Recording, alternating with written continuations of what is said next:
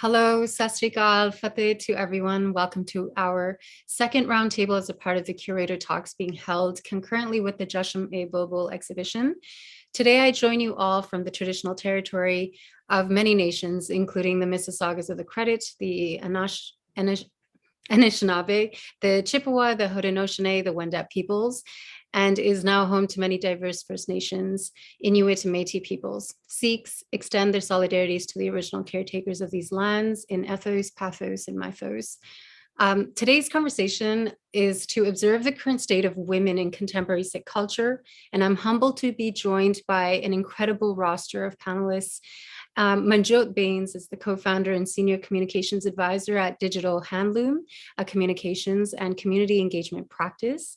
She is a writer who has been an Indian cultural zeitgeist for me since I came to know her over a decade ago. Manveer Bangu, although I've only recently got to meet, is the founder of Ladaliyan, a nonprofit organization that celebrates and empowers South Asian daughters through engagement, education, and awareness. Manveer generously helped to support the BGME tour at the exhibition before it opened to the public, and that experience was one of the best experiences of my life. Sarbjeet Kaur is an award-winning communications professional with a background in journalism, government, and PR, and has been the publicist behind chashm bulbul as well as a community leaders for Sikhs across Canada. A heartfelt thank you to you, Sarbjeet, to your generous support of this exhibition and all of the pro bono gifts you offered us in front of media, to put us in front of media to ensure widespread community engagement. Connor Singh Vanderbeek is a multi-ethnic Punjabi American Sikh ethnomusicologist and a media artist exploring narratives of trauma, belonging, Sikh identity, and the mundanity through styles ranging from jazz and classical to performance art and noise. His work in collaboration with Simranpreet Kaur Anand is featured at the exhibition as well. Finally, we are also joined by Zabeen Khan, someone who I haven't met before, but during this year of my research on Sikh feminism and identity, I recall many times hitting her up on an impromptu discussion on Clubhouse, which was very meaningful to me. She is a PhD candidate at the Laurier University of Waterloo on religion with a focus on socio-political movements and Sikhi in North America. Welcome to you all. Zabeen, I'm going to kick it off with you, as you know. You recently published an article in a special edition in NDPI entitled Exploring Gender and Sikh Traditions. It begins with the premise that gender is a construct, thus fluid and constantly in flux. So too is the Sikh tradition as we know it, which is while often presented as homogenous is practiced, and this also constructed in a variety of ways, both historically and today. Can you please elaborate on that? Yeah, absolutely. Thank you for having me. And it's great to meet everybody and put faces and names together. Yeah, so this is an edited volume put together by Dr. Doris Jacobs at University of Waterloo, who is a scholar of Sikh history and focuses predominantly on gender. And in this special edition, I have included an article I've written about Sikh fashion enterprises in Canada. And the ways in which young Sikh activists, creatives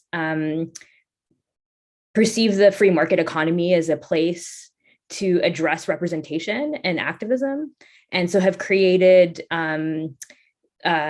social enterprises where the core values are Sikh values and become part of the ethos to their companies or organizations and their brands, and have sought to address gender equity and representation through Sikh female fashion and what that actually looks like, and really challenging like conversations around authenticity, representation, visibility, and then ethical purchasing.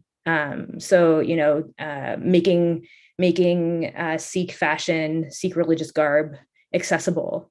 So that's the study I have included in this edition.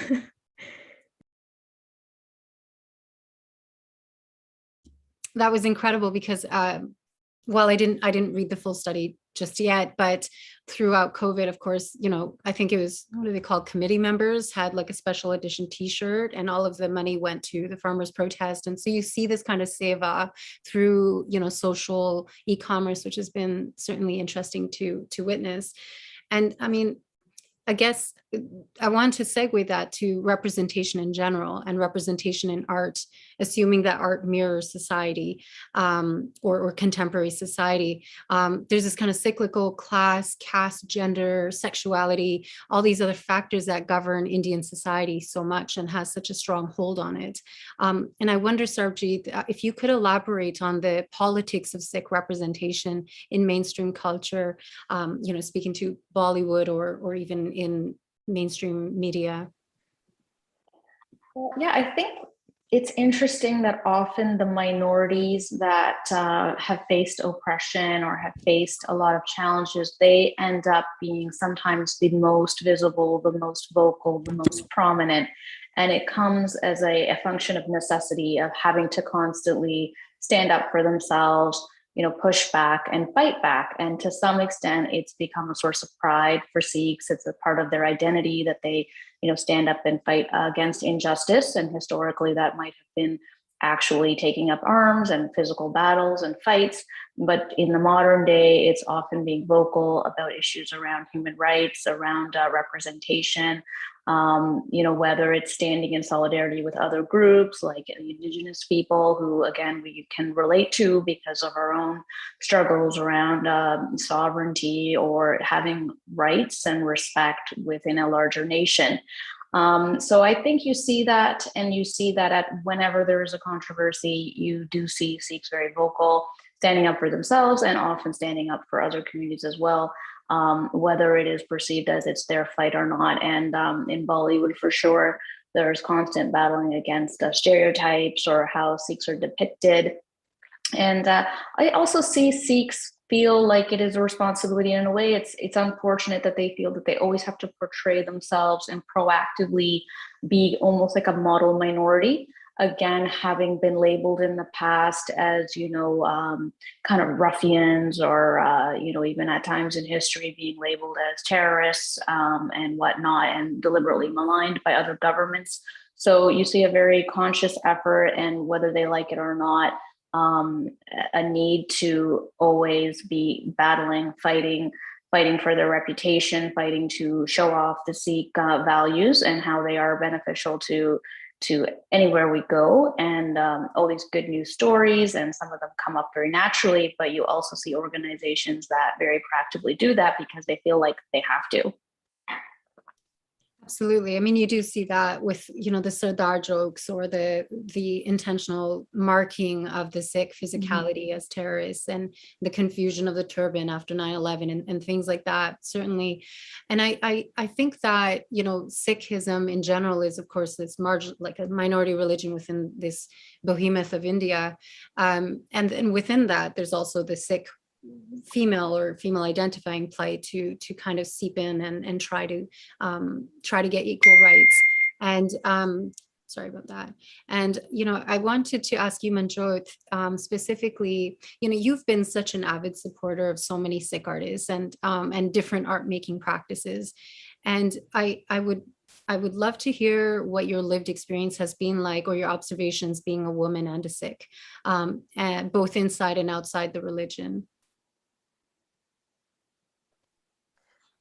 Thanks, Raji. I wanted to acknowledge that I'm joining you today from the unceded and shared territories of the Coast Salish peoples. My family settled here in the 70s and originate from the Hoshiarpur region of Punjab, which informs a lot of my identity and how I see the world. So to answer your question about my lived experiences in terms of my Sikh identity, I'd say it's quite private. I've felt at times, even though I'm a big supporter of a lot of Sikh artists, I go to the Gurdwara, I identify as a Sikh. I don't typically do that in a really public way.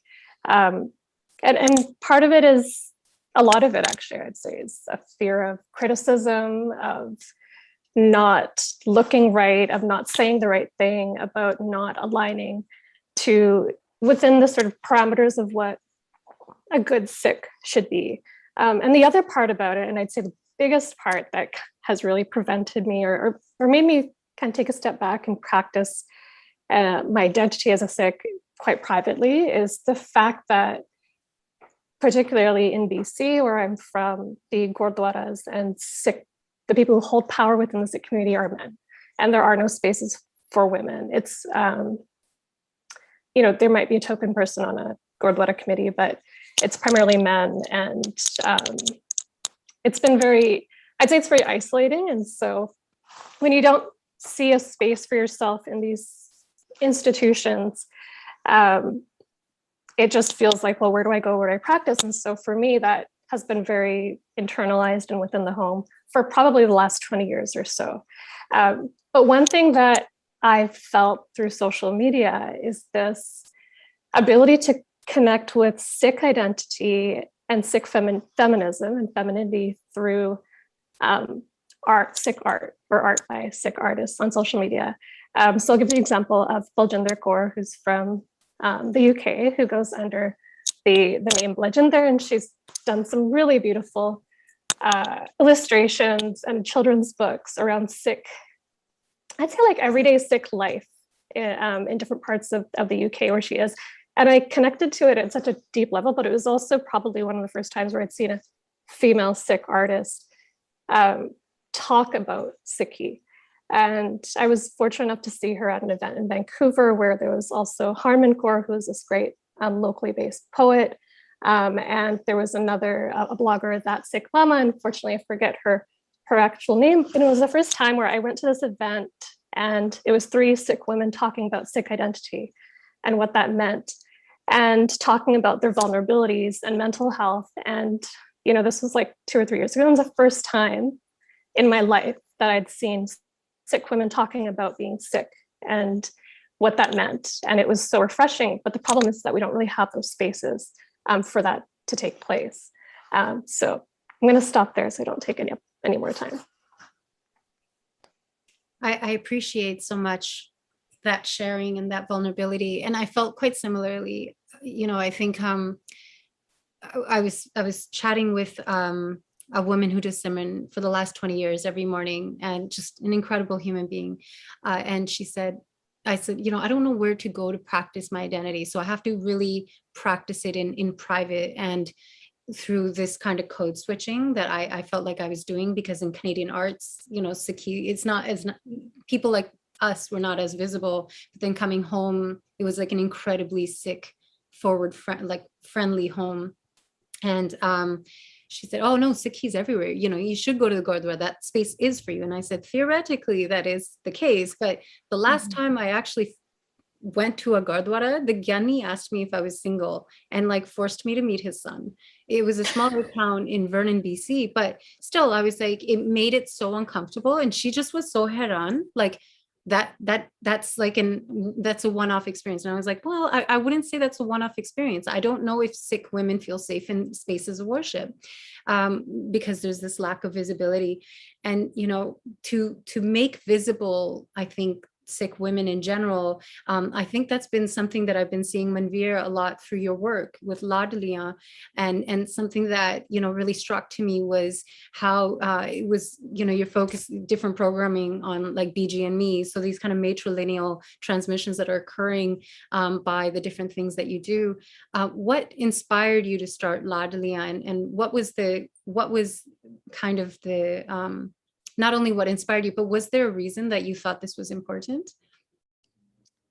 Definitely. And thank you for having me on this panel, Raji. And it's lovely to meet everybody else here as well. I think when I think back to what led me to, want to do something, I always knew something needed to be done. I didn't know how or what that was, but I remember from a young age noticing that women and girls were treated differently in our community. And it was just something that didn't sit right and never felt right. And I think those experiences that you just shared of, going into a Gurdwara and not feeling safe, for example, or not seeing women in places of worship where they should be, or or only seeing them within the langar hall, just preparing the meals, but not doing the actual kirtan or anything like that.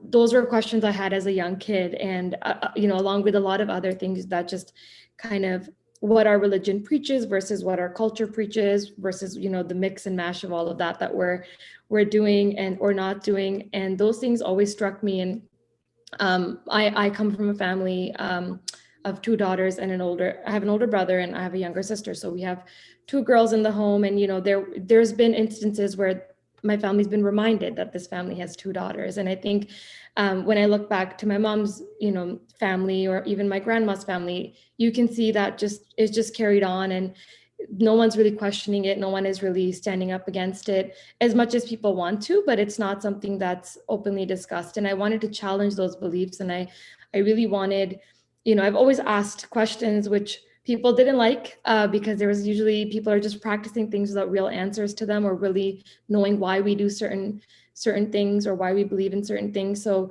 that's kind of where the interest in doing something started. And at that time, it was just a Facebook page. And I think I realized that it's not just little girls who need the support and the mentorship. It's also the adults. It's also the BGs. And working with BGs and interacting with those two different generations has been so heartwarming and so frustrating and so amazing at the same time. There's just so many different emotions that I felt working with our seniors who have so much knowledge to pass down. It's been great, but there's a lot of learning as well. And it also makes me realize, how much our seniors have kind of given up, how much of our, the BGs in our communities have given up to be where they are today for their families and in our community. So I'll stop there. Yeah, I mean, there's a lot to unpack in just that there. I think we all can agree that Sikhism as a religion is meant to be one of equality and fluidity, and almost hard to categorize, because if you think about what Guru Nanak Dev Ji said, na koi Hindu, na koi Muslim, it wasn't meant to have these markers to segregate society as much as it was to be in oneness with everybody and every, humans and non-humans alike. So Connor, I wanted to point to you this kind of question that I actually posted up on Instagram, and many people responded to asking about casteism and patriarchy in Sikhi and that kind of intersectionality. Could you comment on the Brahminical gaze on contemporary Sikh practice? Yes, thank you everybody for being a part of this panel. This is very inspiring so far, and I'm sure it's going to continue to be a wonderful discussion. I want to start by acknowledging the lands I am seated on. I am at the University of Michigan, which was made possible by a land grant from the Anishinaabe people, including Odawa, Ojibwe, and Potawatomi, and the Wyandot peoples.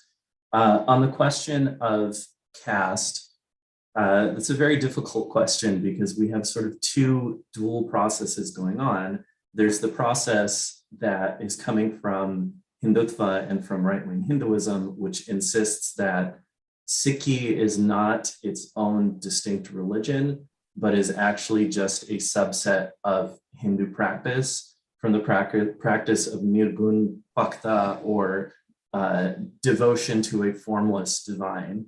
And there's sort of a misinformation that's peddled among Hindutva groups that simultaneously persecute Sikh people, as we saw in the 80s and 90s, and also as we see around the farmers' protests, where it's a way of saying, these people are radical and they're terrorists and they're dangerous, while also gaslighting and saying, oh, but we love Sikh people. They are our brothers and sisters and they're wonderful. And I've had friends from India that I've had to stop talking to because this is the exact line of thought that they push onto me, where it's like, you need to read the literature, you need to read the facts. And then they send me, Instagram infographic posts from the BJP and the VHP and the RSS. And I'm like, don't you see what's happening here? This is propaganda that you're sending me. The other issue that we have to contend with is that the majority of our popular culture within the Sikh diaspora comes from Jat identity and Jat masculinity.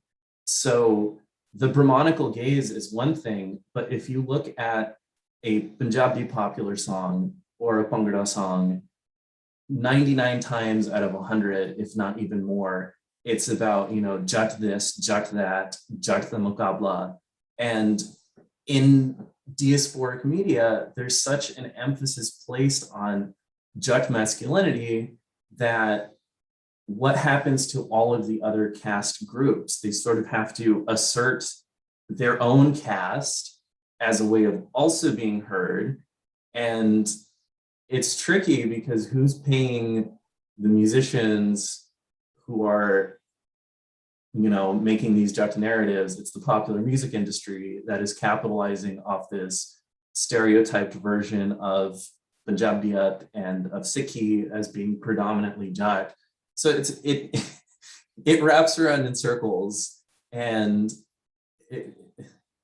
I wish I had a better answer to say, what do we do about the Brahmanical gaze beyond just being aware that most of what we are exposed to in media is a narrow gaze of Punjabis being Jat, of Sikhs being Jat, and by extension, Sikhs being ethnically Punjabi, and very rarely non-Punjabi or mixed like myself, or from other castes, from other migrations that don't connect back to Punjab in the last 100 years, and ones that are very heteronormative and quash queer voices and non-gender normative voices.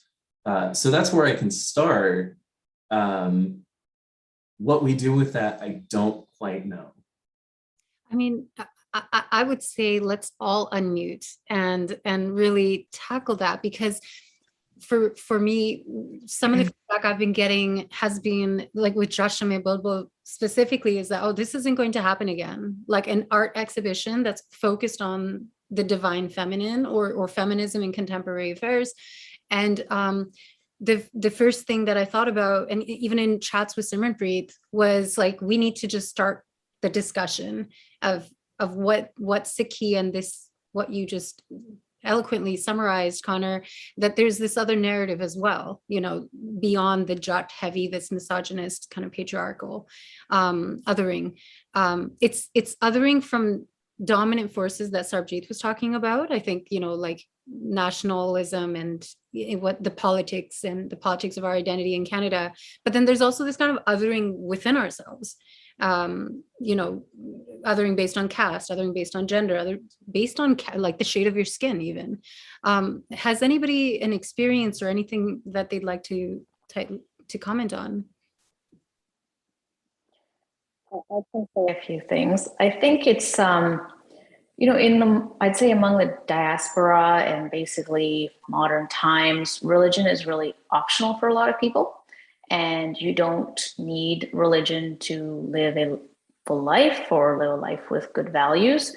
And so the appeal of the Sikh religion for me particularly is a couple of very simple but major foundational pieces. One is the equality, and the equality between the genders, and the equality between people with the elimination of the caste system. I consciously chose to go by the last name Kaur because I love the meaning and the concept behind it. I explain it to people often when they ask me if so-and-so Kaur is my sister or relative, and Singh. And so there's these two pieces that are, very starkly different for the times back then, and even for current day, that made the religion stand out and made it unique and made it, rather useful in terms of taking a different direction. So when we see in modern days that these two pieces are maybe not being respected by people within our own community, one that, we're still talking about ourselves as Jat or this or that, it's embarrassing when I hear that in songs or when I hear people talk about it, because I think, do you not understand as a proud Sikh that this is the number one thing you should not be doing?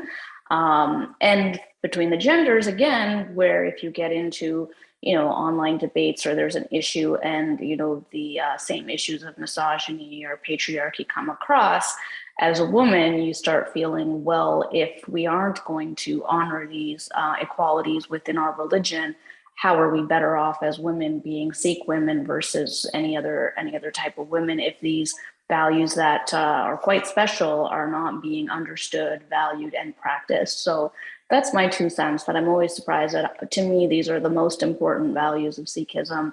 And when they are not kind of upheld, it's pretty bad. Yeah. Manveer. Yeah, I think a lot of what Sarpreet said resonates. And I think it's very interesting because a lot of the young women that we work with are kind of, they're trying to question all these things that their parents have imposed on them. And I think it's interesting because these things have always been around, but nobody was questioning them. Just even around caste and like getting married to someone outside of your caste as a woman, what does that mean? What does that look like? Why are boys allowed sometimes, but girls are not allowed? And I think parents are not receptive of these kinds of questions, and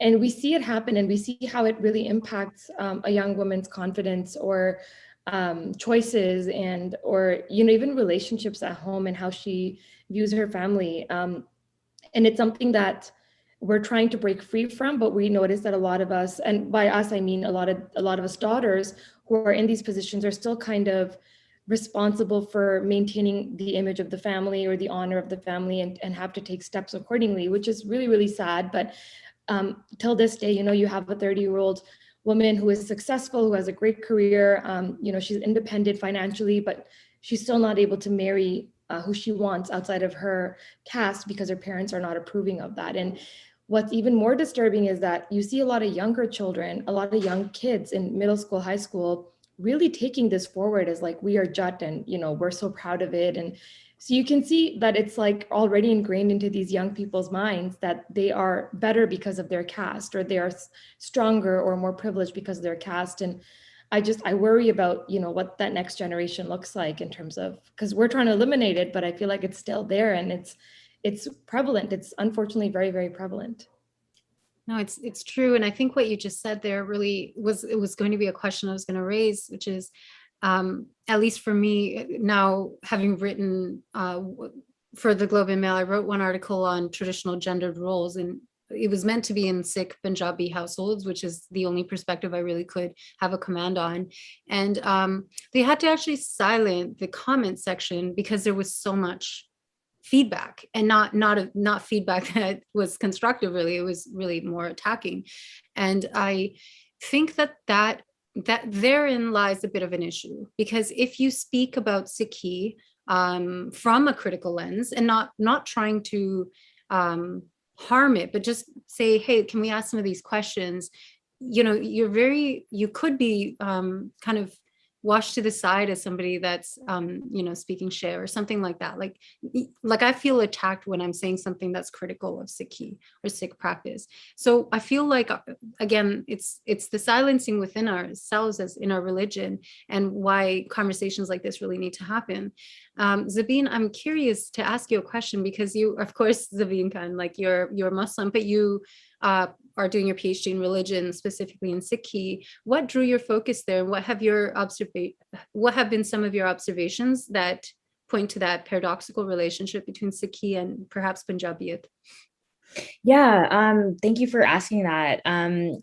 There's like 2 stories or 2 responses to that. There's like the professional, this is how I came across, the study, but it's actually more personal, which goes to some of the things, the passive comments that were made about categories. So I come from a Muslim tradition that really focuses on diversity, that these boundaries are not so harsh, and that there's more porous kind of elements to the spirit, and that spirit doesn't have boundaries. I guess there's a lot of correlation between Sufi practices that I might have grown up with elements that we see in Sikhi in various ways. And in my own tradition, looking at the ways in which We also have a concept called seva. Many South Asian traditions have this concept. But how that becomes such a core part of my own experience, and how I practice my faith as a Muslim, and how I prioritize community outside of institutions, and really this like radical anti-capitalist primary focus, which causes the problems of all these identities, right? And so that was my starting point. And then, I had the experience of going to India in 2010 and spent time in Punjab, and just really got to like understand some of the political history, and was really understanding retrospectively my experience of growing up in the GTA in Mississauga, where I went to high school with a lot of these young Sikhs who are now some of the most prominent leaders in Canada in terms of visible Sikh experience, whether it's politically or businesses or whatever it might be. And I was really interested in a particular network called the Sikh Activist Network, and the ways in which they built this movement out of friendship and personal networks, and created a system of care amongst one another, and really use that as a starting point to challenge these bigger issues like caste and representation, and challenges of the Indian government amongst the millennial generation, and really seeing the diversity of Sikhi in this group, and some of the ways in which they've prioritized relationship building outside of the Sikh community. So there's that element to it. And with my research now focusing on Sikh activists through social media, being in places like Clubhouse or Instagram, just really seeing them mobilizing around these issues, but not just caste and not just feminine identity, but really remembering class. Because how do you challenge something? How do you challenge? And maybe this is a more critical thought to share. A question I'm posing to maybe take up on is knowing that capitalism is the fundamental problem to some of these things in the systems that we operate in. How do we ensure that when we're advocating for equality and equity, that we're not reproducing the same standards? So for example, we're not putting on a pedestal the business success of a daughter to determine her value versus the fact that, we should just all care about each other, which I think Sikhi really provides, right? It also challenges that notion that we have to strive to fit in the status quo or to be those model minorities. Like that's the opposite of what Sikhi teaches. So how do you do that? And I'm really interested in how young Sikhs are being creative and negotiating that. And how gender fluidity or gender experience or gender categories become just one area in which those boundaries are challenged. So yeah, I'm sure I went on 1,000 tangents there, but I'll leave it at that. That intersectionality is what I think that we really need to look like. We need to have our lens think about all of these things when we're asking such important questions. But I want to say, and I'm being super vulnerable, but like with the Sikh Activist Network, I was never a part of that clique. Therefore, I felt like I never had those friendships or solidarities, and I had to go elsewhere to find points of reference or inspiration or solidarities. Even with this exhibition, like so much of the conversations were with people that almost felt ousted by these larger networks of influence. And I'm saying that not to say that what they're doing is not important, but I got to be real when I say I absolutely did not feel the umbrella warmth support of certain Sikh cliques. And I think that is where problems also lie, because if we're not implicating all of us, successful or not, visible or not, we're really not in a true sangat, in this kind of congregation that we're supposed to be. So, and then within that kind of critical thought is also, do they make women feel safe? Mm-hmm. These spaces of gatherings and these similar to spaces of worship, are these spaces of gatherings that are male dominated? how do they make the Sikh female feel? Yeah. I'm not sure if anybody else has any commentary on that, but I can certainly say it was not necessarily the best for me. Yeah, I guess if I could respond to that, I think what's interesting is just the recognition that sangat, I think at the foundation of it is recognizing that sangat is just beyond the gurdwara, right?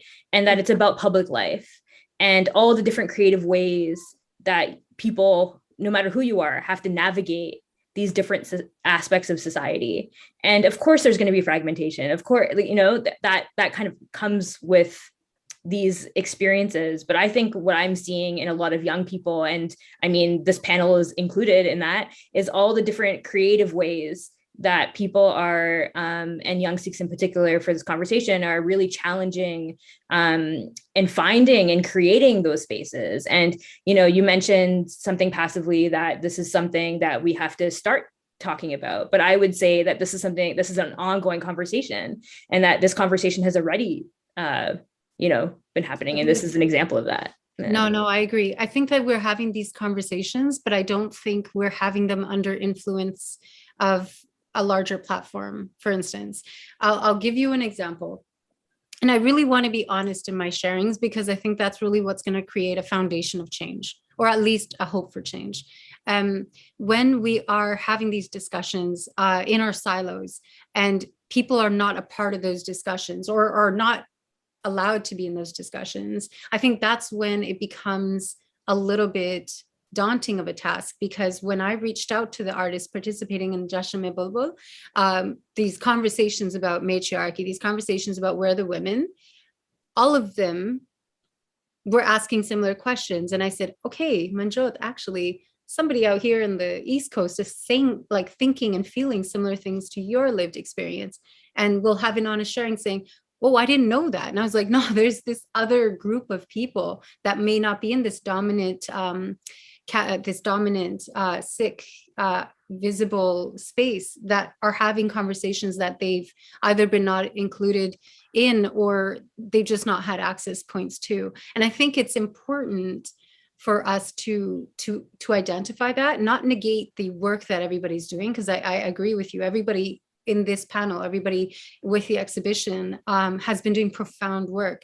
But how much are we truly believing in this oneness? And how much are we truly encouraging success and dialogue and friendship, in a genuine way? I think that's a conversation that I'd like to have within all of this. Connor, I think that I saw that you unmuted. I'm not sure if yeah. I would like to add on to that, and I thank you for being vulnerable. One of the worries that I have, and this is coming partly from my personal experience as a mixed ethnic Sikh, is that I worry that we look at the examples of successful Sikhs or successful groups, the Sikh Activist Network being one of them, and put them on a pedestal and say, this is some sort of utopian ideal. We've made it. We're doing it. In my own experience of Sikhi, I have yet to experience that group. I know many of the members of Sikh Activist Network. I know many of the people who have disagreements with members of the Sikh Activist Network and have splintered off into other groups. From my own background, my mother married a white American and was disowned from the family for many years. She has spent her life since then trying to get in the good graces of her family members, which for the most part she has, though there are still some members of the family who refuse to acknowledge her and refuse to say that she is on the same footing as them, or they have, or that she has equal access to the family as she does. As a result, I grew up outside of any Sikh community whatsoever. I didn't get into Sikhi until my 20s. And so while I do appreciate these Sikh networks that people are building, I've also found them quite exclusionary in my own lifetime, because they have a certain way of prioritizing ethnic Punjabi people who have a particular upbringing with Sikhi, who have particular access to community and language, who have a certain access to affluence, just being able to access sort of, like English language and good education and resources that newer migrants or farm laborers or laboring class people don't have the same level of access to. So while I would love for that, utopian group that's doing all of the right things to exist, and I just haven't seen it. And even the idea of like what all of the artists in Chashm Bulbul talked to Raji about, the place that we're starting with is that a lot of the art forms and cultural forms that are being referenced in Chashm Bulbul, whether it's Fulkari from some of the artists or the practice of the Ramallah Sab in Simranpreet and my work being, once was a natural textile is now polyester and is mass produced and is implicated in fast fashion and waste and all of this. The thing that's being evoked in this practice of Sikh feminisms is, these were things that existed 2 generations ago that have been disrupted, and we're trying to find out where that continuity broke.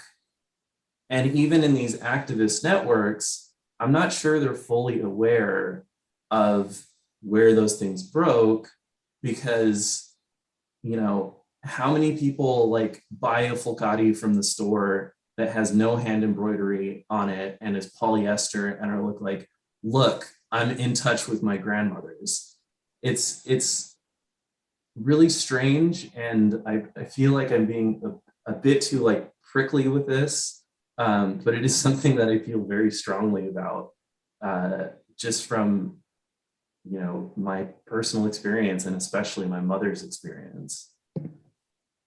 Yeah, no, I think that's a fair thing to put in there, because for many reasons, because that is a lived experience that should be acknowledged as well as many others' lived experience, that may have more of a platform to discuss, whether through social media or otherwise.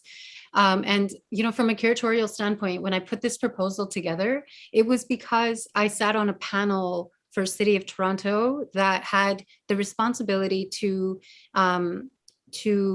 make decisions on where the $4 million budget was going to go to the different artists that were putting public art exhibitions together for this year. And not one of them was Punjabi or Sikh, of the artists that I saw. And I sent out a note to any and all artists that I could find that were of Punjabi Sikh background saying, go, let me help you put together a damn proposal. Let's get ourselves in. I think nobody responded, and this was to all people of that see me as a peer or a friend or not. And I was like, oh, darn, that's such a missed opportunity. And Jagdeep Raina was the only one who responded, actually. And Jagdeep was like, yo, sis, this is incredible. He's, of course, he was busy with other things, so he didn't put together one. And I said, okay, I'm putting together a proposal for a curator, and I'm going to premise this on you and our conversations that have felt to me like a warm embrace that Sabine, your experience was like. I finally felt it 15 years after moving to Toronto, where I didn't think I was being judged. I didn't think that I felt like an equal collaborator in that relationship. And cut to now, where I was the first Sikh curator appointed to a position in the City of Toronto, and every single artist that we went to, when I charged them with the theme, in conversation with Jagdeep, everybody said yes, because they were unable to find themselves. And the way they practice this religion, as we're talking about, they weren't able to see that. And so I feel like through this experience, it was humbling, because I got to know even Simranpreet and Connor. I didn't know them prior to this. Jagdeep introduced us. He had full like everybody is so busy. So I'm always so mindful of everyone's time. And if they give it to me, I'm just like, I sometimes just want to cry because I'm like, thank you so much. That means so much because we're so busy in this kind of productive capitalist cog. Jagdeep was so generous in sharing his network, sharing his voice, sharing his access, sharing in me calling him up saying, what about this? What about this? And just little inquiries. And I felt like that was the kind of Sikh I'd aspire to be. And that's how I understood the religion. And I feel like, sadly, to Connor's point, I didn't find people like that beforehand. And I wish I did, because I don't think on a personal level, on a mental health level, I don't think I would have hit depression as hard as I did in my 20s. And then again in my 30s, I think that it would have been a bit more of a harmonious reckoning within myself that I can be Sikh in this kind of Western capitalist patriarchal society. And I'm happy to have arrived to this now, but kind of going back to Manvir, I felt like I wanted to use any power that I might have to show the other Sikhs that really do genuinely understand the Sikh religion to be of oneness. Like I wanted them to know that that we're here too, that these artists all have this kind of open love that drives their creation and their life practice. And everyone that has been involved with the exhibition, like from Connor, of course, all the artists, Jagdeep, but even Sarbjeet, I have to acknowledge that so much of the work that Sarbjeet put towards this was pro bono. And this is one of the most influential publicists in the country. And so I feel like when we talk about Sikh in practice, I genuinely believe we have to ask ourselves and hold ourselves accountable to the Sikh religion as it's written and it was meant to be practiced. And I think that is a lifelong pursuit and one that we should hold ourselves accountable to, but as a society, we should hold everyone accountable to. Manvir, I think I saw you unmute as well. Yeah, I wanted to say, Raji, I think when you reached out, I founded Ladli in 2013 and we registered in 2015 and here we are in 2021. And I still feel like there's so many relationships or so many partnerships that I had hoped to develop, but I never heard back from, right? Kind of similar to what you were sharing. And I don't know if that's, out of people are not willing to collaborate. And by people, I mean other Punjabis or other Sikhs who are doing work in the community, who are trying to take the community forward and raising awareness about issues that matter to them. But there's always been a little bit of a competitive vibe that I got from others. And, and it's unfortunate, but I kind of feel that, if we could do it together, we could do so much more. We could impact so many more lives. And for me, the day that I can close up Ladliya and say, okay, my work is done because I've achieved what I wanted to achieve will be the happiest day. But obviously we're far from that. But what I've created in any relationship or partnership or collaboration, it's not about me. And I felt that when I met with you, this was not about you and I, this was about something bigger. It was actually about bringing our grandmothers to this exhibit and trying to, learn from them, trying to speak to them. And I thought it was one of the most beautiful things that I've had the privilege of attending and being a part of, thanks to you. And just, for you even thinking that Ladliya should be involved. And we're a very small organization in the grand scheme of things. And I think, we're not the traditional nonprofit organization with lots of funding or lots of connections. And I think what I've always tried to do is reach out to others who can kind of, support, mentor, guide, provide, support in general. And I think that's something that I've always kind of found difficult. And for a long time, I thought maybe I didn't know how to ask. And I felt a little silly or stupid asking people because, maybe I didn't say it right or I didn't address them right or something. But then I realized some people are not in it for the same reasons that I'm in it for. And I think at the end of the day, like you said, I want to build sangat. I want to build a community where everybody is welcome and everybody feels safe and like they belong. And I think that's essentially, it's our version of a gurdwara essentially, where everyone can come in and feel, that they're a part of something bigger. And I think you've given that to Ladliya and to myself. So I just want to thank you. And even this conversation is something that, resonates a lot. And I feel like I'm going to be walking away from even more guidance and mentorship after I leave this conversation. I mean, Manvir, I feel like I should be thanking you because despite being small organizations or what have you, you it was the same. Like I remember when I came to know Ladalia and I was like, wait, are you the person on the Twitter? And then we all know each other because that's how social media works, which is amazing because if not for that, I wouldn't have met most all of you. And Zabine, who I just honestly would just call up and be like, what is this? I got this proposal or this essay due. Like the fact that this has been such a sangat that I've been craving and just yearning for so long.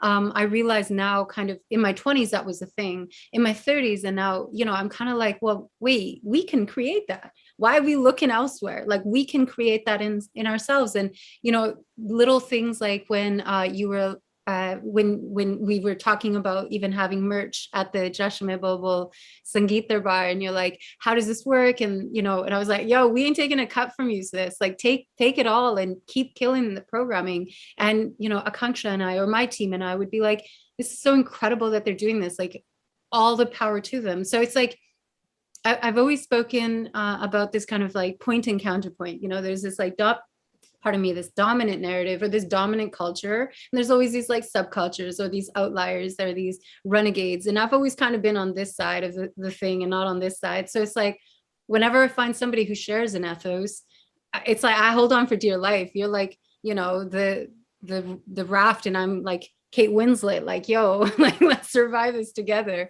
And I think that we'll continue to do that because these relationships are formed. And I think this is how it begins. And I think that, to Zabine's point, 100%, there's so much incredible work that Sikhs have done in Canada. And I think that having conversations like this doesn't mean that you can't create your own moment or create your own culture within this. And hopefully the culture you create is one that's altruistic and looking forward. I think the biggest thing I want to leave right now on this point before I point to you, Sarabjit, because I have a question for you, is somebody once told me that that we are living ancestors. And when I put those two things together, I was like, holy F, Indigenous folks speak of this as 7th generation principle. So if you have that larger vision of the impact of your work is not to be felt right now, it's meant to be for your children and their children and so on and so forth, then it really does strip you of any entitlement to anything that you do. And I guess, Sarabjit, the question I wanted to ask you was, you've been on the PR and the media front, side of Sikhi and in Canada. How have your observations been in seeing this kind of, I think in the, about a decade ago, this kind of Sikh renaissance of activism and networks being established to now where there's so much of these young artists that are and social media, like how has your experience been and when you look at all of that?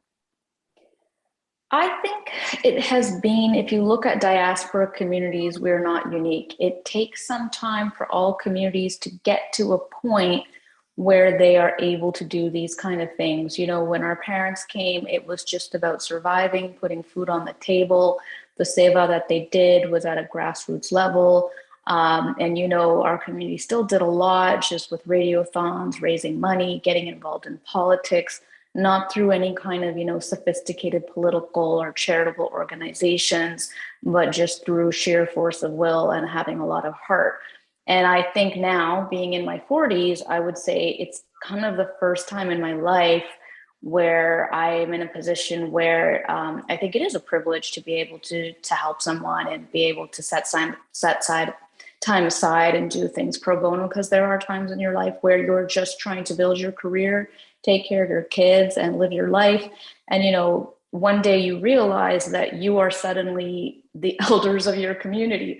And, we were sitting around, some of my friends and we were kind of complaining about certain institutions that, they raise money. We're not sure where the money goes or the work that the volunteers do, they carry it. And I'm like, well, wait a minute. Well, why do we continue being the volunteers for these other organizations? We can all do our own now. And it was kind of an epiphany moment because you're still used to thinking of yourselves as, those as just kind of not there yet. And then one day you are like, wait a minute, we're there. And I think a lot of diaspora communities, they go through this, and you'll see the ones that are more established or have been in Canada for a long time.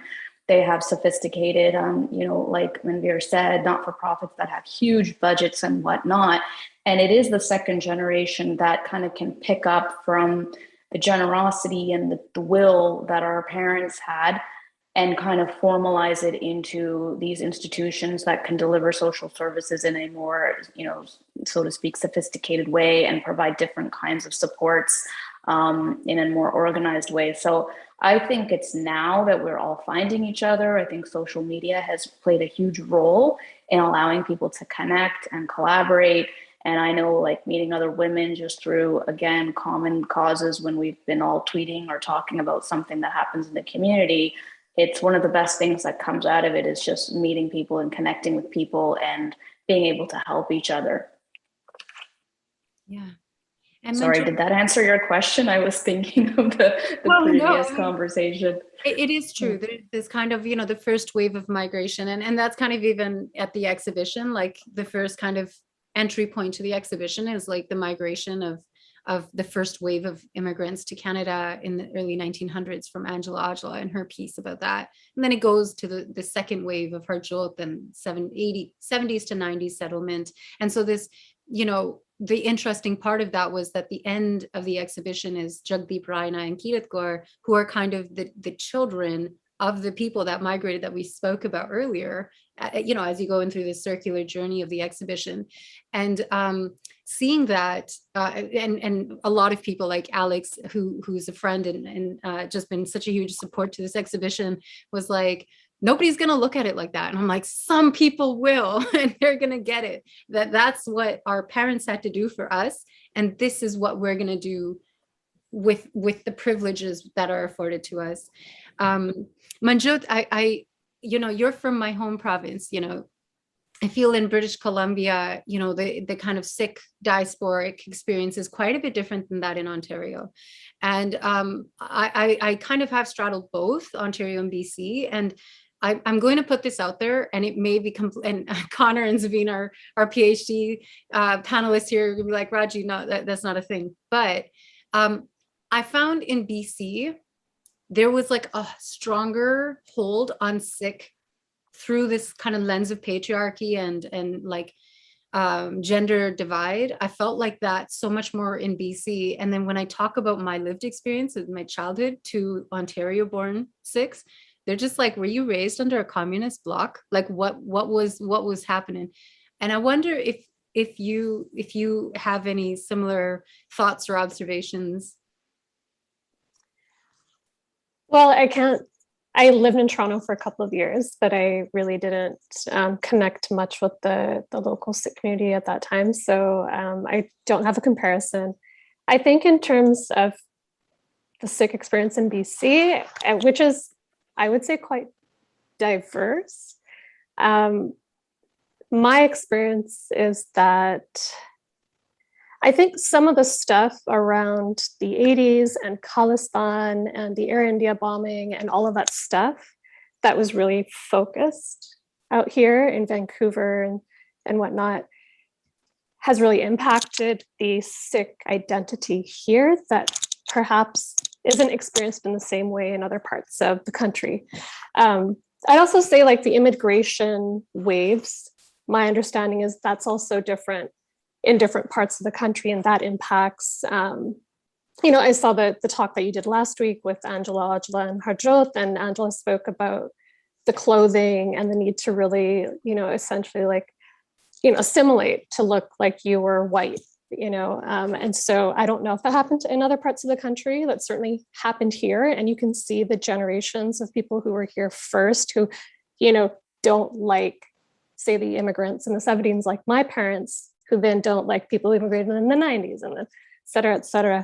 But I do think that perhaps the experience of Sikhi is different because of the historical context. I also just wanted to mention, I think for there to be any real wholesale change in how we experience Sikhi in this country, and to connect with some of the Sikh values we're talking about, equality and gender and feminism, is that every institution, men need to leave the leadership. That's not going to happen, but because there are men in leadership positions, and also for a lot of the youth organizations too, which is why I have a challenge identifying with a lot of organizations, whether they're here in BC or in Toronto. Everyone does such interesting work, but at the same time, I'm like, I don't really have any interest because men are still leading your organizations. And you're just another generation of what I've experienced, whether it was a child, as a contemporary with other people who are my age or afterwards. And I think that's a huge barrier in terms of, I think, shifting the conversation, because this conversation here isn't it's not a commonplace. The sort of like the feeling safe to talk about feminism or the female experience or anything like that, those spaces don't exist in a real way. Like, I have a hard time, like, when I see certain organizations who are like, let's talk about women and Sikhism. And I'm like, well, you still have leadership that are men. And I have no interest in participating in your organization. I just wanted to end on that. I mean, it's true. A few of the kind of things I remember with the farmers' protest and writing a lot of articles about what was happening back home, because at that time there wasn't that much, or there wasn't any coverage in mainstream media about them.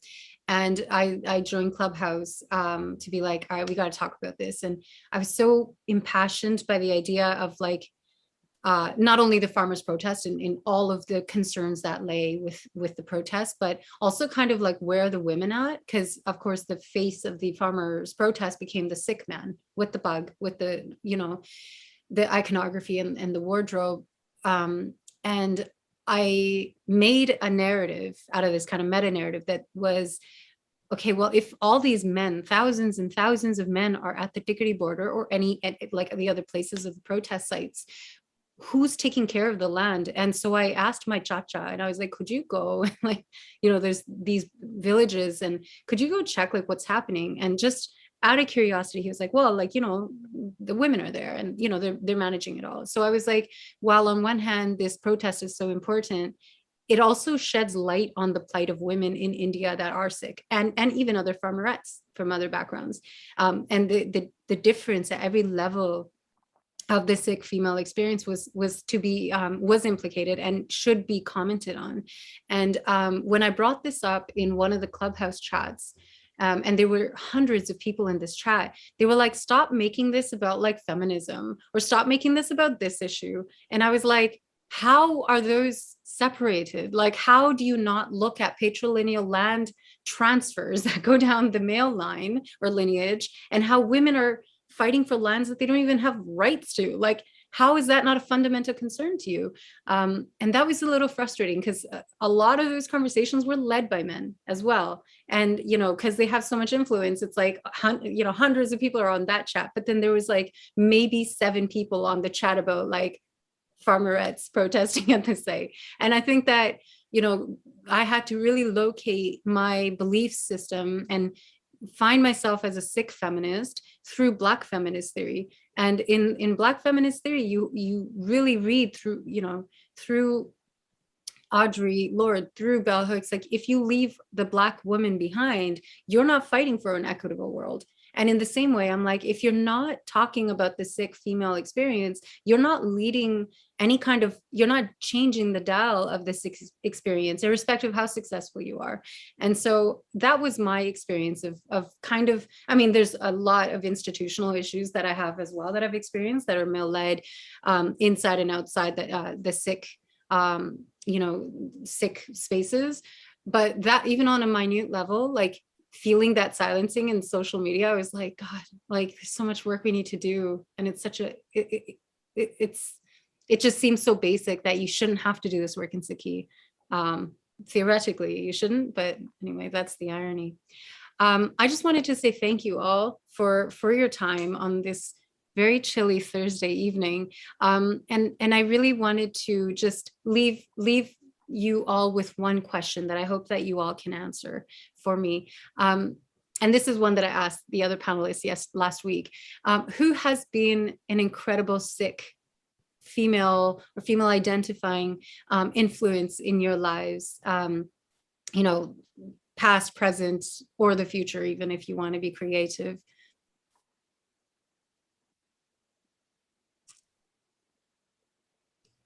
I can go first. Sure. I was actually just gonna be like, okay, Manveer, you're the first on the top left. I'm gonna go with you.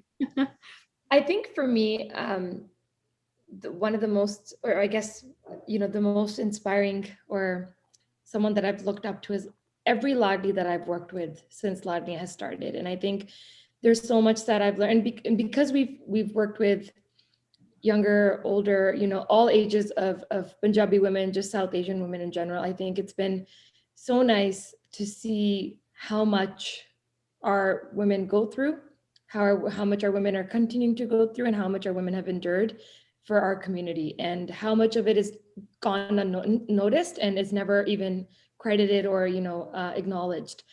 And so for me, it's every grandmother, it's every daughter, no matter what her age, that I've worked with through Ladliyan, through BG and me, who has inspired me and continues to inspire the work that I do. And also something that's very close to my heart, and it's currently, we're working with them. There's an orphanage in India, in Punjab, in Curator, Punjab, for abandoned daughters. And currently there's 141 daughters there, and they inspire me every single day because Manveer, can you actually talk about your fundraiser? If you could, that would be amazing. Yeah, so there's it's called Jyoti Swaroop Kanya Asra, and it's an orphanage for abandoned daughters in Punjab.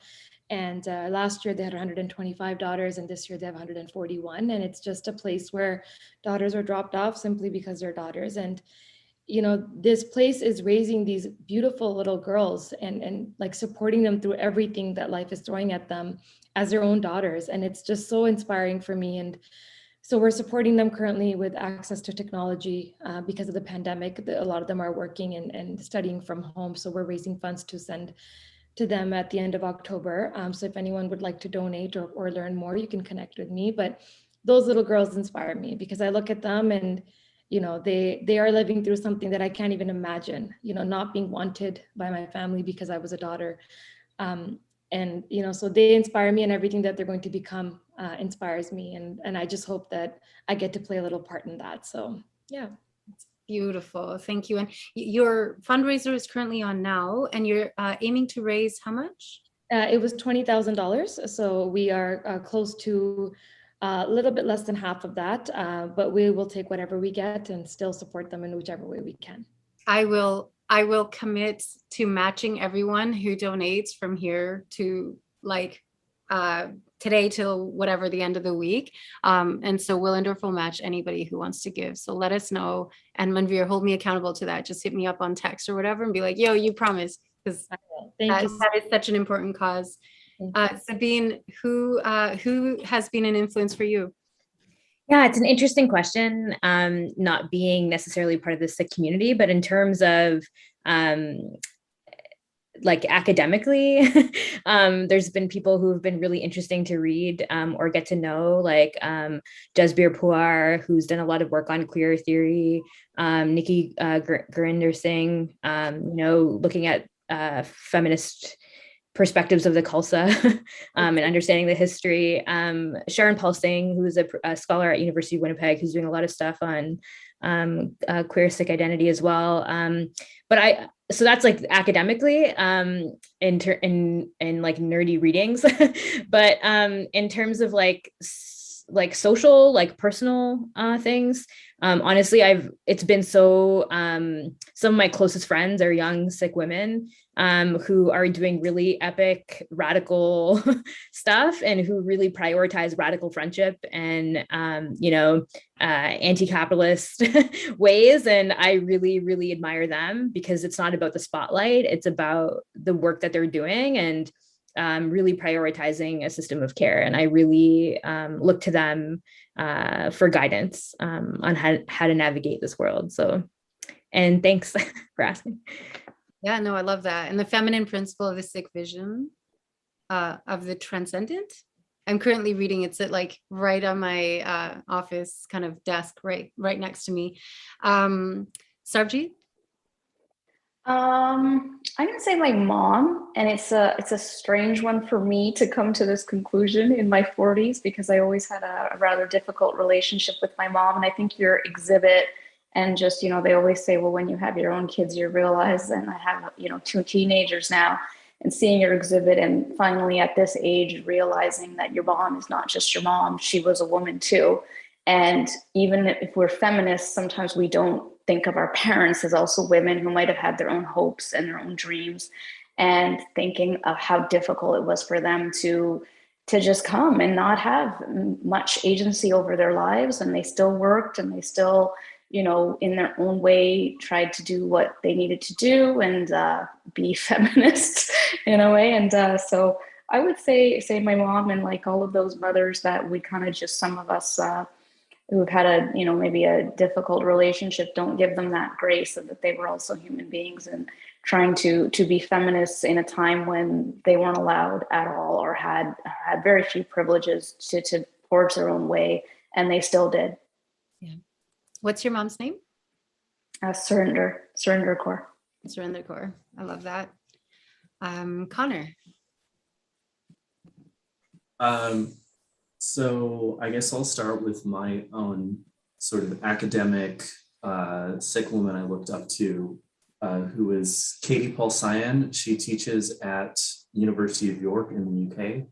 I had the pleasure of meeting her at a Sikh Studies conference a few years ago, but she works on Islamophobia in the UK Sikh community.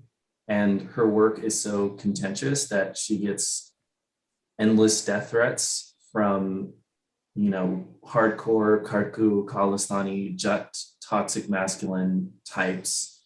And she's just like, yeah, this is my life, and I believe in the work I do, and she continues to do the work.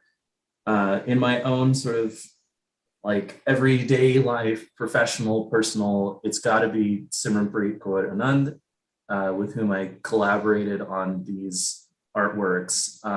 Simranpreet, because of her, I've been able to delve more into visual arts. I'm trained as a musician and a composer originally, but also she also comes from a, you know, non-normative perspective on being Punjabi and on Sikhi, because, you know, she is not Jat.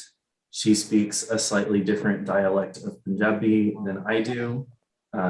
She is on the artist track, which is not the doctor, lawyer, engineer track that many immigrant families idealize.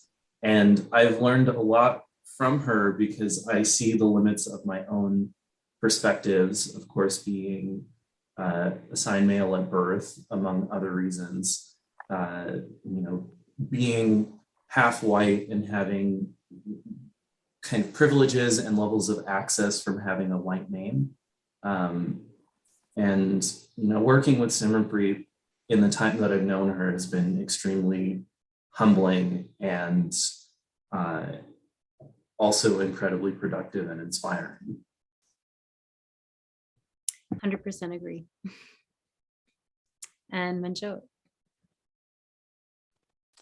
I'd say probably all the Sikh female and queer artists who are putting their art out there, whether it's exhibiting in public spaces or on social media.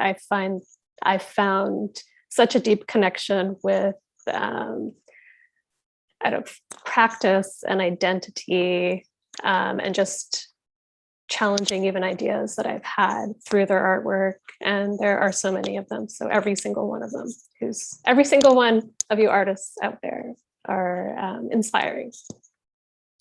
I agree, and I'm going to backpack off that. Last time, because it was on past, I said Bibi Nanki, and this time I'm happy to report back and say it's definitely the women that and men that were part of Chashm bulbul. Like at every point in time, that this entire experience has been so illuminating. And I think too, somebody had mentioned that I think it was you, Manveer, this kind of like, we weren't doing it for ourselves. We were kind of channeling this like grandmother or something that was much larger. So we were almost kind of the mouthpiece of a larger thing that was inspiring us. I learned so much from those like artist production or any of those conversations. And then, you know, everybody in the broader community of Chashm bulbul, so all the panelists and everybody that's just been messaging and supporting like it's truly just been such a warm embrace, and it makes me want to write a ton more curatorial proposals. So y'all are the bomb, and keep at it. And I will always make myself completely available to any of these people, especially artist community, because I think we got it a little rough.